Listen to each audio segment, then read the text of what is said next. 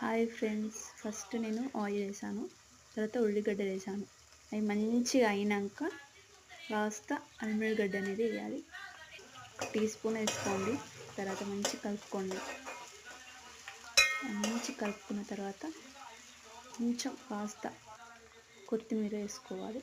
ఇప్పుడే టేస్ట్ అనేది బాగుంటుంది. సో నేను కొత్తిమీర అనేది వేసుకున్నాను.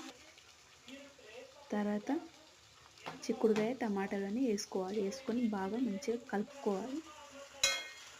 సో నా చేతిలో వీడియో ఉంది కాబట్టి ఫోన్ ఉంది కాక నేను సరిగ్గా కలపలేకపోయాను. తర్వాత పక్కన పెట్టేసి మళ్ళీ ఆన్ చేసేసి కలిపేసాను. చూడండి. తర్వాత కొంచెం ఉప్పు వేసుకోండి. ఉప్పు వేసుకున్నాక వాటర్ వచ్చేస్తాయి.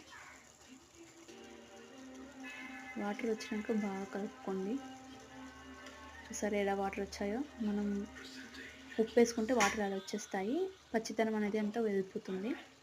సో తర్వాత కొంచెం పసుపు వేసుకోండి. మంచి కలుపుకున్న తర్వాత మళ్ళీ 2 టీ స్పూన్లు కారం వేసుకోవాలి. అది కూడా మంచి కలుపుకున్నాక కొంచెం మంచి కలుపుకోవాలి. కొంచెం దగ్గర రాగానే చూసారు కదండి ఎంత బాగుందో. తర్వాత కాస్త నీళ్లు వేసుకోండి ఉడకకపోతే. సో నాకు కొంచెం టమాటాలు ఉడకలేదు కాబట్టి నేను నీళ్ళు పోసుకున్నాను.